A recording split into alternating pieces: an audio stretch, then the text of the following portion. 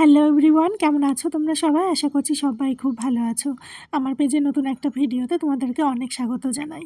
অনেক দিন পর তোমাদের সাথে একটা ভিডিও শেয়ার করতে চলেছি।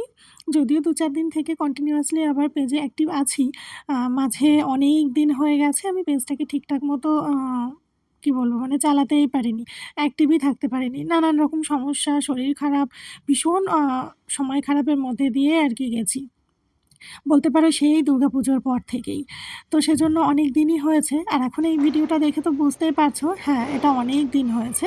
এটা হচ্ছে দিওয়ালির দিনের ভিডিও। না সরি, দিওয়ালির দিন না, ভূত চতুর্দশীর দিন। মানে দিওয়ালির আগের দিন। তো ভাবছিলাম যে ভিডিওগুলো তো করা আছে, মানে কি বলবো তোমাদের, পুরো গ্যালারি ভরে কত ভালো ভালো ভিডিও সব রেকর্ডিং করা আছে। যখন করেছি তখন তো ভেবেইছি যে তোমাদের সাথে শেয়ার করব বলেই আর কি ভিডিওগুলো করা। আর তারপর যখন দেখছি যে ডিলে হয়ে এতটা লেট করে গেছে, একটু নানান রকম ভাবনার মধ্যেও আছি যে এতদিন আগের একটা ফেস্টিভ্যাল টাইমের ভিডিও সবগুলোই যদি এতটা পরে গিয়ে দিই, তোমরাও বা হয়তো সেই ফিলিংসটা পাবে না।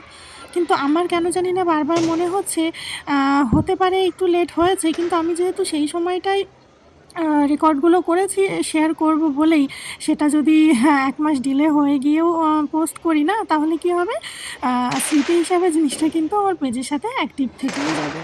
দিওয়ালি গেছে ৩ সপ্তাহ হয়ে গেছে, আর এতদিন পরে গিয়ে যখন ভিডিওটা তোমাদের সাথে শেয়ার করছি, তো জানি না তোমরা কেমন ভিডিওটা এনজয় করছো। কিন্তু যেহেতু আমিও খুব আশা করেই আর কি সেই সময় ভিডিওগুলো করেছিলাম, আর তারপরেই ভীষণ রকম অসুস্থ হয়ে গেছিলাম, যে কারণে আর কি সময় মতো পোস্ট করে উঠতে পারিনি, যে কারণে এতটা ডিলে হওয়া। তো ঠিক আছে, যাই হোক, দেখো তো এটা হচ্ছে ভূত চতুর্দশীর দিন সন্ধ্যাবেলা আমি ঠাকুর ঘরে সন্ধ্যা দেখিয়ে তারপর প্রদীপগুলো সব একবারে রেডি করে ২-১টা ফটো টটো তুলে নিয়ে আমি, যেমন আমরা ছোটো থেকেই শিখে এসেছি পরিবারে, যারা আমাদের মৃত মানুষ গুরুজন, তাদের নামে আর কি যেভাবে প্রদীপ দিতে হয় ১৪ প্রদীপ, তো সেটাই আর কি আমি জ্বালাচ্ছিলাম। তো এই ভিডিওটা তোমাদের কেমন লাগলো অবশ্যই কমেন্ট করে জানিও। দেখা হচ্ছে নেক্সট ভিডিওতে।